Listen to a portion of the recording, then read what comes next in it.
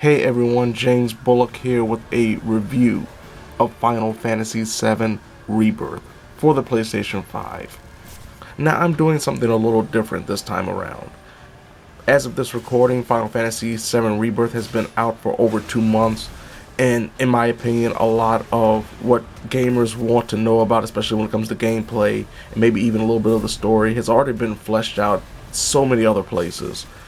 Life in general has been really hectic over the last few months, especially in the month of March and April. So I didn't have the chance to play Final Fantasy VII Rebirth religiously as I wanted to. And I feel that to a certain extent, a lot of what I would talk about has been covered elsewhere, if not even better than what I would have said. Also, there are a lot of things in terms of gameplay and what I feel that are still prevalent and haven't changed, alongside my early impressions video that I put up about a week after the game's release, which will have the link right now to that video in the top right hand corner. But one of the things that I always do when I do reviews, especially of RPGs and more story heavy games, is try to leave things vague when it comes to the story, when it comes to the narrative, a general overview, and maybe a few vague opinions that don't spoil what I feel is something that should be experienced by other gamers. But that also hurts my conversation with other gamers, because trying to keep things vague, trying to not emphasize spoilers or what have you, causes situations where I can't give gamers an opinion or thoughts on what I really feel about the overall narrative. And in the case of Final Fantasy VII Rebirth, what I think about the ending and some of the theories that are going around. And that's really what I want to talk about more than even the gameplay itself, is the fact of what I felt and what I think about the ending and two of the pivotal moments in that ending. But as I said, I do want to flesh out some of my thoughts and opinions on certain gameplay aspects and some of the offerings that kept me playing this game for over 200 hours. And as of this recording, I'm still actually playing it. I'm trying to wrap up my hard mode run now.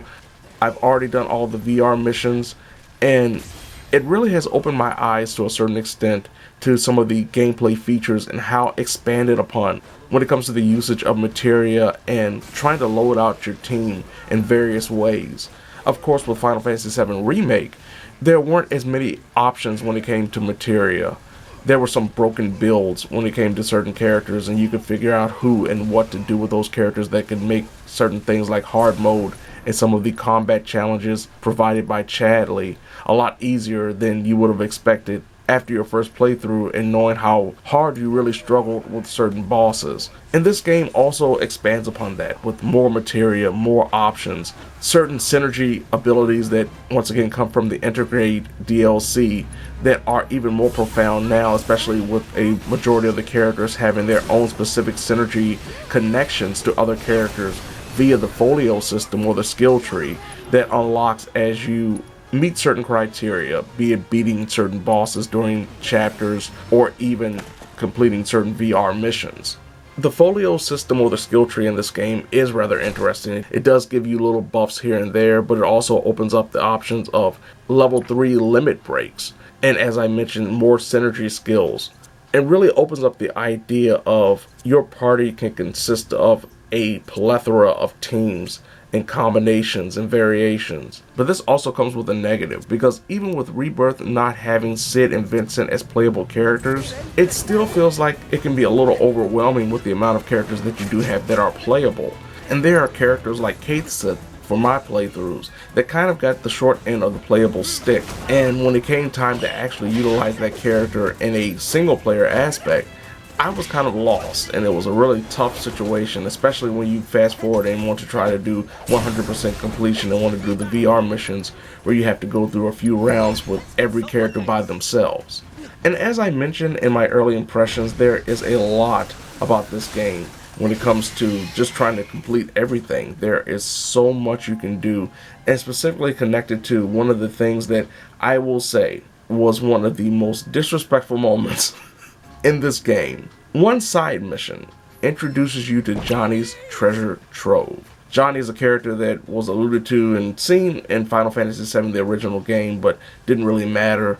He became a comic relief in Final Fantasy VII Remake, and now he is responsible for pretty much this giant completion checklist that forces you, if you want to complete everything, all of the VR missions, collecting certain items that may or may not be easily found within the world by using your chocobo to sniff it out, playing through all the mini games, and the reward, which I will not spoil, but is absolutely one of the most disappointing aspects of anything I've experienced in this game. Considering some of the rewards that you get for completing the VR missions, I was expecting something on level of God mode for being a reward for doing everything that is possible in Johnny's treasure trove. So unless you're a trophy hunter, unless you want that platinum trophy like unfortunately I did, since I did do Final Fantasy VII Remake's platinum and I wanted to do this one as well, which is one of the main reasons why it's taken me so long to get to this review, it doesn't feel worth it if you do not love this game. If you do not love the gameplay, if you do not love the challenge, especially when it comes to the VR missions. And that's another thing I want to mention. The VR missions, specifically the legendary and brutal challenges, are intense. They will put you to the test and make you understand just how damaging the enemies can be. And mind you, all of these challenges, the brutal and legendary challenges, have to be done specifically in hard mode. So you will have to prepare wisely. And then to top it off, you just have to be good at the game. There's one set of challenges where you will actually be forced to team with Zack or Sephiroth.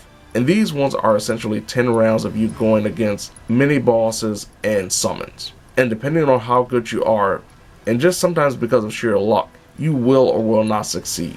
But I will note that as I did it more and more, as I got further along, as I learned some of the strategies and some of the, which I originally felt were more randomized patterns of the enemies, I did get better. I did learn. I did grow as a gamer when it comes to Final Fantasy VII Rebirth. And it's something that I feel I didn't necessarily have that experience. Yeah, I got a little bit better. I understood a little bit more when it came to Remake. But when it comes to Final Fantasy VII Rebirth, and specifically the VR challenges, I felt like an overall better gamer. Not just in the game, but in general, that I could handle a lot more as a gamer, especially when it comes to patience and temperament. Playing these VR challenges, specifically the 4th Brutal Challenge, the last Brutal Challenge, which features a virtual Sephiroth, and of course the last 2 legendary challenges, with To Be a Hero supposedly being the easiest of the 3 between the Bonds of Friendship where you team up with Zack, the last Brutal Challenge, Rulers of the Outer Worlds, which features that virtual Sephiroth.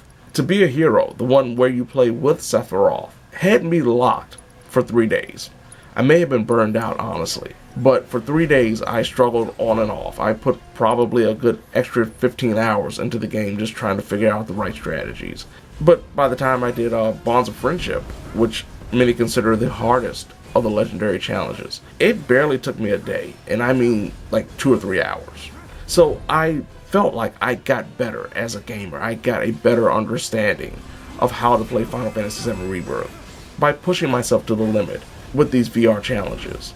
And unlike Johnny's treasure trove, the VR challenges do give you some hefty rewards, especially some of the harder ones, including an accessory that allows you to have a limit break at the beginning of every fight. As I mentioned in my early impressions, there are still some gameplay issues, specifically the camera.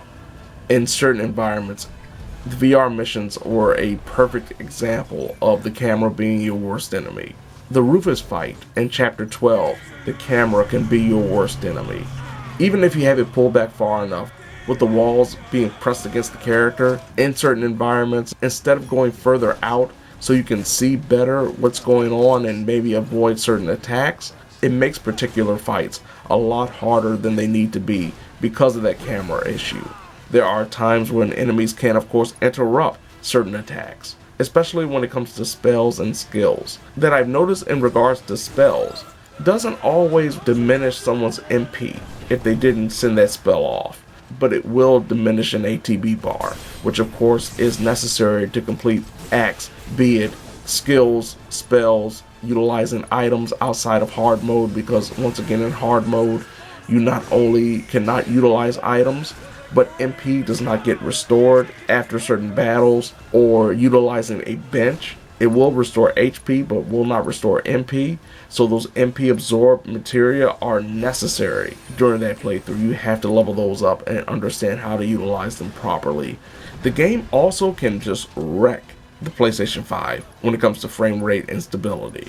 Depending on certain attacks and how many enemies are on a screen at a time and how many are being hit at a time, the frame rate can drop significantly. There was a certain point late in the game where I utilized Barrett's level 3 limit break against a plethora of Shinra soldiers that resulted in the game coming to a screeching halt. I was fearful that the game was going to crash and I was going to lose my progress. Thankfully, it didn't happen. Thankfully, it caught up to itself, but it was a scary moment because I hadn't seen anything to that degree. Though I had seen, specifically using Quake, some slowdown, some frame rate drop, but nothing to the degree of what I saw when I utilized Barrett's level 3 limit break that day.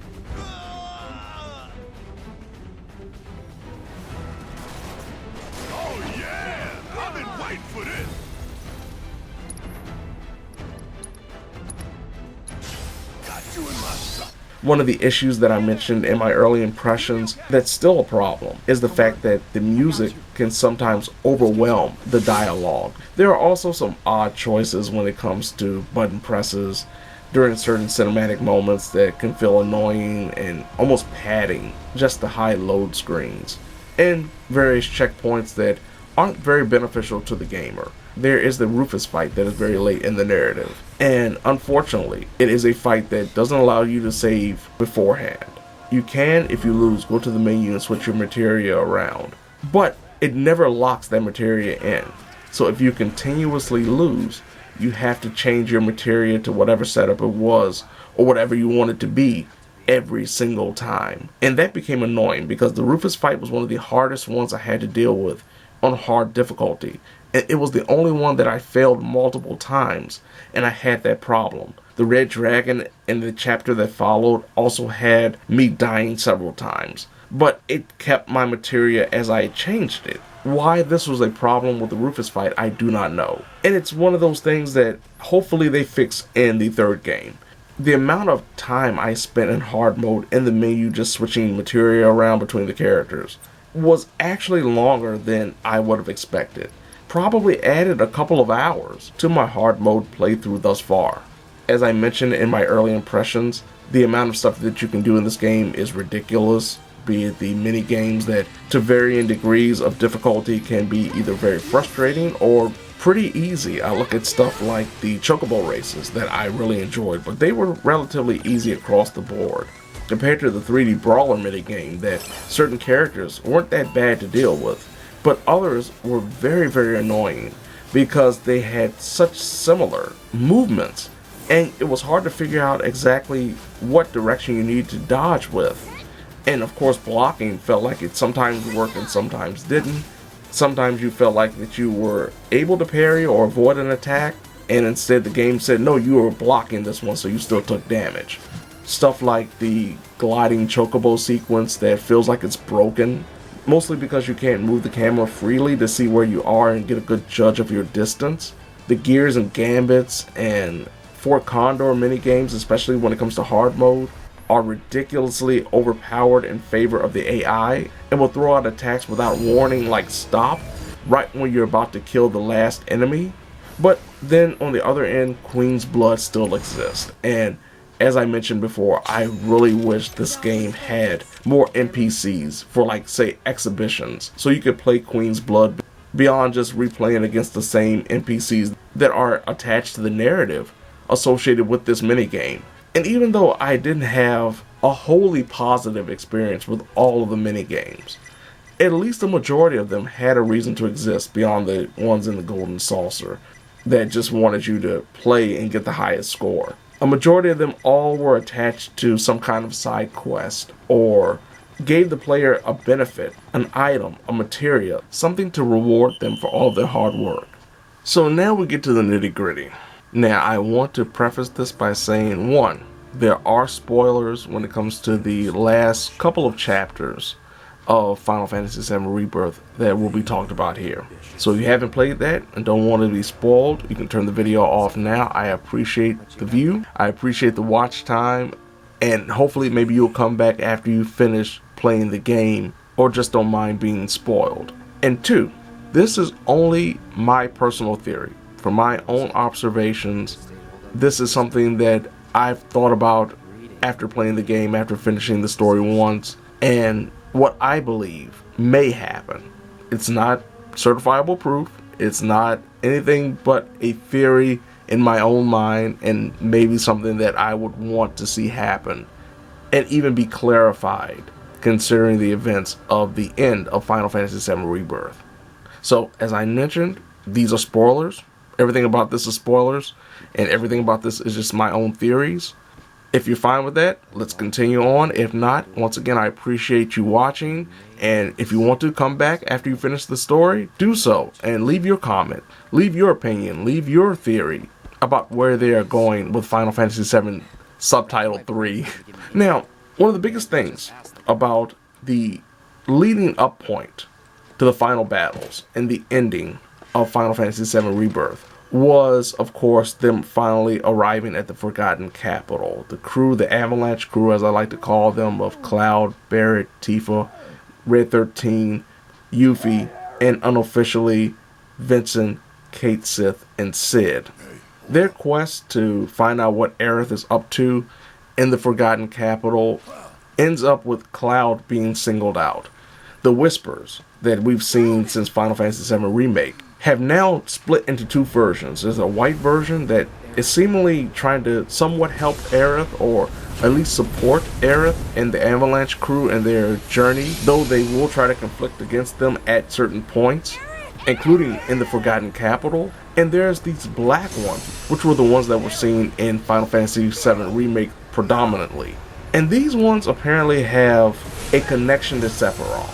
They are in line with his will and his want to take over these various worlds and timelines, and all the rage and all the jealousy and all the hatred that is enveloped in the depth of these worlds, and turn it into essentially what will become Meteor and destroy the planet and be rebuilt in the image that he sees fit. These Whispers, Black Whispers, are in line with that. So we get to the Forgotten Capital, and the Black Whispers actually cut off the Avalanche crew from going forward and following Cloud into the Forgotten Capital, where he finds Aerith praying. And before she can finish whatever prayer she is trying to complete, Sephiroth, of course, descends from the heavens and is prepared to stab her as he did in the original game. But Cloud, against the will of the Whispers, actually deflects the blade, or so we think. And this is one of the bigger arguments when it comes to the ending and Aerith's mortality status when it comes to post Final Fantasy VII Rebirth. And this is one of the key things that we've seen throughout the last 2 games, both Rebirth and Remake. It is that Cloud has these moments where his mind to a certain extent glitches out, and he sees either visions of the past, visions of the future, or visions of a reality that doesn't exist. And usually the reality that don't exist visions are usually connected to what happened in the original Final Fantasy VII. After Sephiroth's sword gets deflected, we have a major glitch, and that glitch stays for a long time.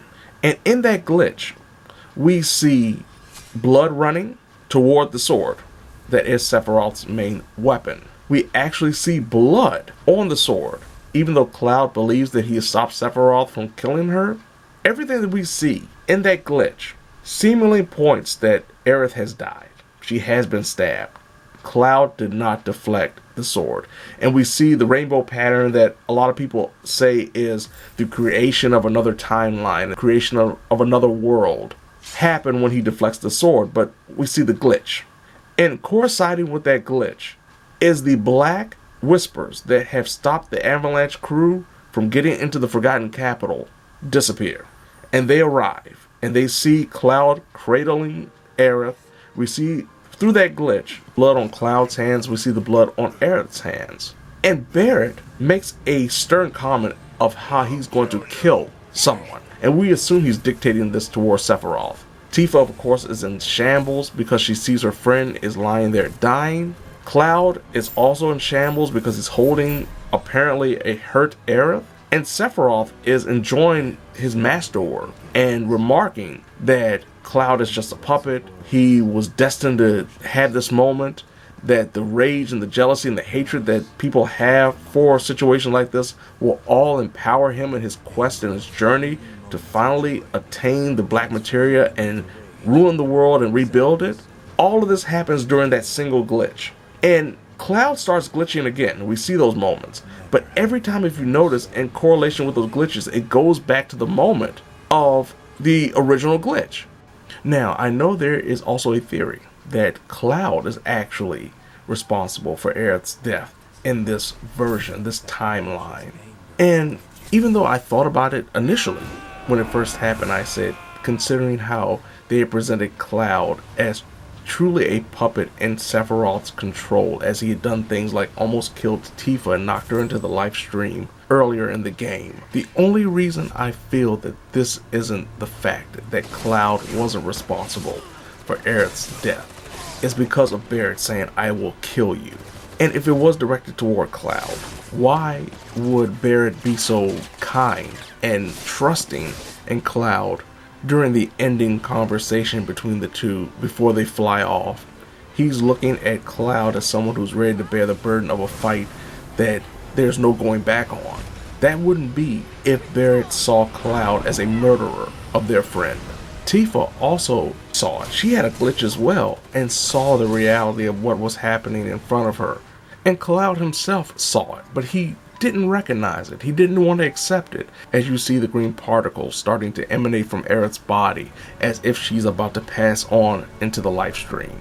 So when Sephiroth, or whatever this being is, in the original game it was another robed clone, turns into Jenova, and we have to fight, it is the anger that fuels the Avalanche crew, minus Cloud, that allows them to have limit breaks at the start of every battle when you switch characters. You also see a moment when Zack is pulled into the fray, when he has to fight, and he joins Cloud. And when they meet up, Cloud is stuck in suspended animation until Zack taps him and he wakes up. And he's confused, of course, why Zack would be here. But they team up and they do battle, and they are able to thwart Sephiroth until Sephiroth disposes of Zack by splitting off the two worlds that are joining between Cloud's and Zack's.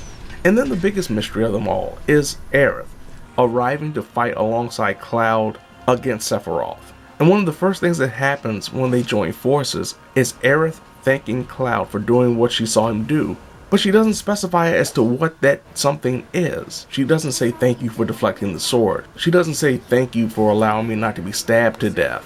She just thanks Cloud. She could be thanking Cloud for being there for her, for being there with her during her last moments on the planet. And she fights to give Cloud not only an edge in this alternate reality, because it's obvious they are not in the same physical plane as they initially were when Aerith died in the Forgotten Capital, but also to emphasize that she can fight, even in the afterlife, even in the life stream. Now, another thing that emphasized to me that Aerith is dead, beyond the fact that we have the Avalanche crew obviously in mourning and grief outside of Cloud, who cannot come to grips with the idea that Aerith is dead, that he did not deflect Sephiroth's sword, is one of the things that happened earlier in the narrative, and that it was an interaction between Marlene and Zack. Now, in Final Fantasy VII Remake, Marlene and Aerith interacted, and Marlene was given a vision via a connection with Aerith, a physical connection with Aerith, which of course created another theory that Marlene is actually an ancient. While I can't say that's true or false, there is the possibility, but even if it's not, the fact is her conversation with Zack, when he is watching over this unconscious form of Aerith and Cloud, is that Aerith couldn't wake up, because if she did, she would die. According to her, Cloud was very sick, and this also kind of ties into the idea that potentially Cloud was responsible for Aerith's death. Because she'll die if she wakes up. Oh, you think? What makes you say that? While I don't necessarily believe it, I can actually see them laying the groundwork for it if that is the route they're going to take. Now, she says Sephiroth is the one responsible, but to say that he is responsible may be only from the viewpoint of Aerith. She always believed that Sephiroth was responsible, but in truth it was Cloud being controlled by Sephiroth. In her clouded vision, just like with Cloud's vision, as Sephiroth mentioned that you cannot see the truth with clouded eyes, who is to say that Aerith's eyes weren't clouded during that time to believe that it was Sephiroth that killed her and not Cloud? Ignoring all of that, ignoring the possibility that Cloud was Aerith's actual killer, that he was controlled by Sephiroth, Marlene tells Zack if Aerith wakes up, she is going to die. What happens after they defeat Sephiroth? After Aerith and Cloud team up and after they win, Aerith actually vanishes. She dissipates into the life stream, or at least that version of her dissipates into the life stream with the green particles again. As all of her friends are mourning over her body, Cloud comes into the picture. He cradles her again and he tells her to wake up. She wakes up, but nobody else sees it. And this is leading into the official ending of Final Fantasy VII Rebirth. Aerith's apparent ghost, who only Cloud can see and interact with, trying to give some kind of invisible comfort to her friends, even to the point that Red 13 actually recognizes her essence, her fragrance, her scent. And that ties into the fact that, like Cloud, Red 13 has been infused with Mako and has a connection to the planet, to the life stream, that maybe Barrett or even Tifa, even though she fell into the life stream, doesn't necessarily have. Complement that with the Genova cells, and you have a whole mess of reasons why Aerith is able to communicate with them or be sensed by them. And also with Red 13, there were several times throughout the story in Final Fantasy VII Rebirth where he emphasized the fact that he has an incredible sense of smell. Aerith actually, this version of Aerith, or whatever version of Aerith, actually being dead, Sephiroth being responsible, or Cloud being responsible, all of that is up for debate as per the norm when it comes to a theory. But for me, I truly believe with Final Fantasy VII Rebirth, Aerith is actually deceased.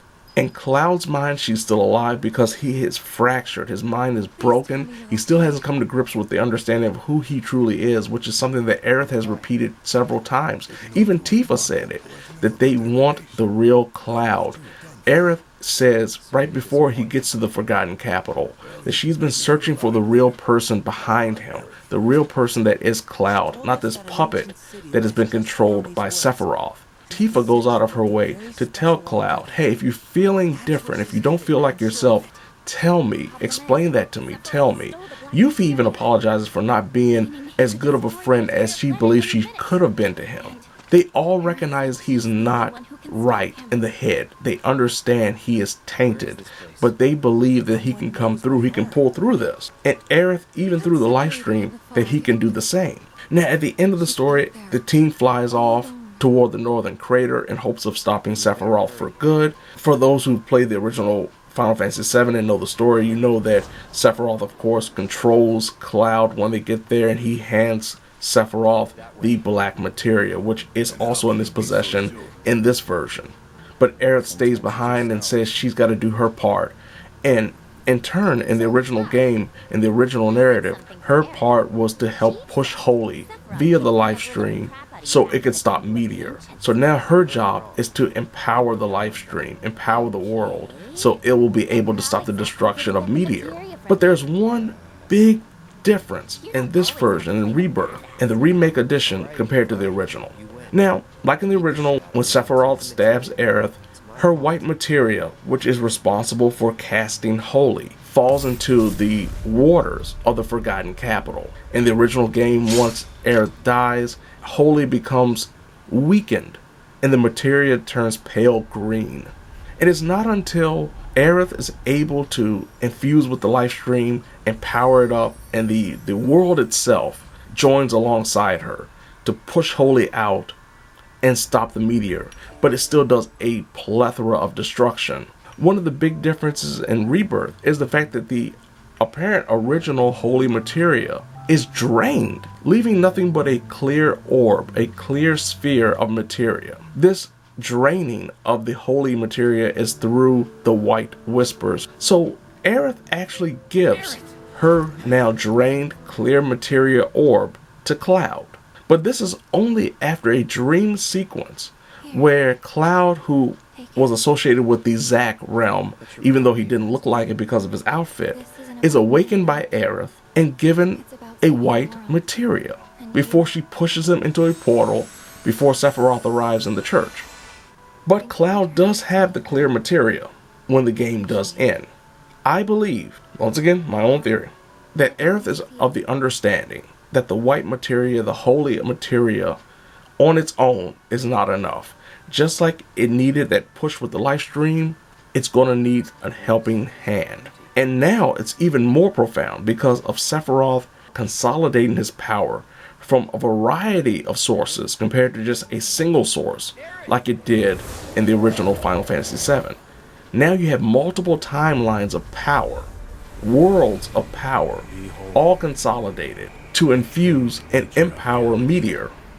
They're going to need more than just the live stream, Aerith, and the holy materia. They're going to need an infusion as well, and that's where the clear materia comes in. And that's where also Zack plays a huge role, because I believe that Zack's efforts, as we see throughout the game, throughout Rebirth, is him trying to get these things right. And we see the various failures and successes. But the most important thing, as noted by what the live stream represents, it holds the hopes and dreams and intentions and well wishes and everything that is positive and negative from the experiences of everyone that has existed on the planet. For Zack, his will to save Aerith, to help Cloud, will be a part of this clear sphere of materia. It will be infused alongside the live stream. It will be infused with the hopes and the wishes and the positive energy that is necessary to help stop Meteor from wiping out the planet. Because even though we have multiple worlds, as they note, those worlds essentially all exist inside a single solitary planet. And if the planet itself completely dies, all of those worlds go away. All of those worlds are destroyed. No matter what Sephiroth believes he can do, the fact is that if he goes about destroying the planet, destroys the essence of the live stream, and destroys the live stream in general, there is no planet to come back.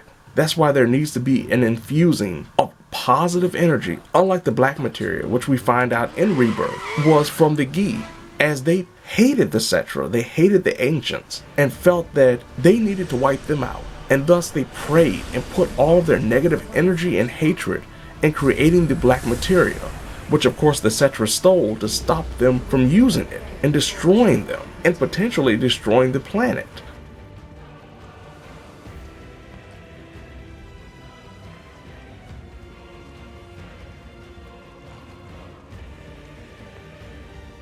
So foul is the world's magic that we knew at once it must be hidden, that none might ever wield its terrible power. To me, for all of the multiverse ideas and the timeline ideas, nothing matters more in this story than the clear materia being infused with the positive energy alongside the live stream, alongside Aerith, to help Holy stop the Meteor.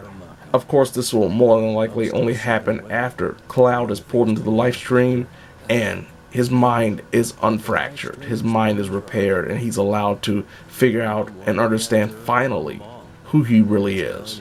Thus, we have Bugenhagen, who of course knows all this stuff about how the planet works and how materia works, and he will be able to emphasize even more how to get Holy to activate it, why the white materia is so important, and then eventually, hopefully, figure out a way to infuse that live stream energy, that positive energy, that hope and dream and want from across the timelines and across the universes and the worlds into that empty materia that can help Holy stop the meteor attack on the planet.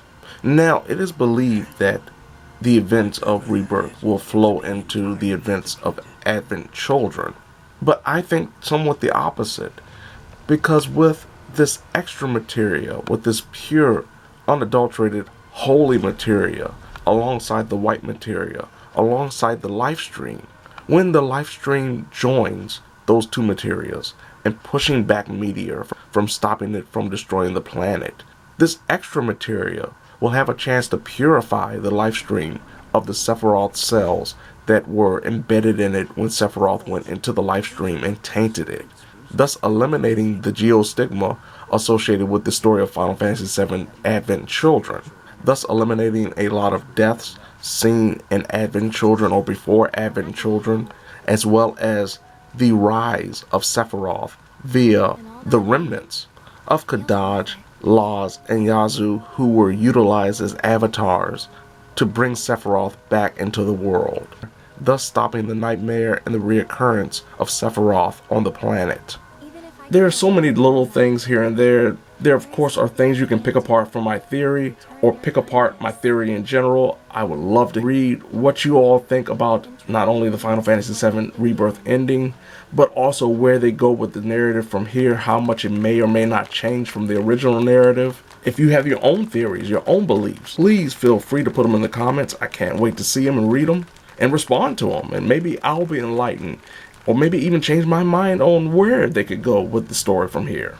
But overall, I still say that the game is fantastic, especially from a gameplay perspective. Narrative perspective, it's a little bit hit and miss at times, but a majority of the experience is definitely well worth your time, and of course, get you excited potentially for what is to come. I hope that it's not too long between the release of Rebirth and whatever number 3 is, because waiting 3 to 4 years for the conclusion of the story is going to be a hard thing to do. But I guess we really have no choice. Just like Odin had no choice but to fall when I finally slashed him down in that legendary VR mission.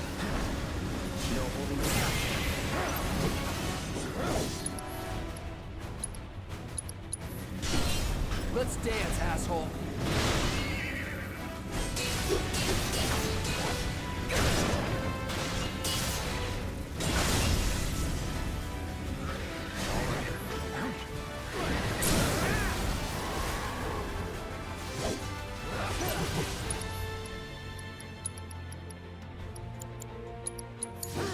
I've got this. Let's do this.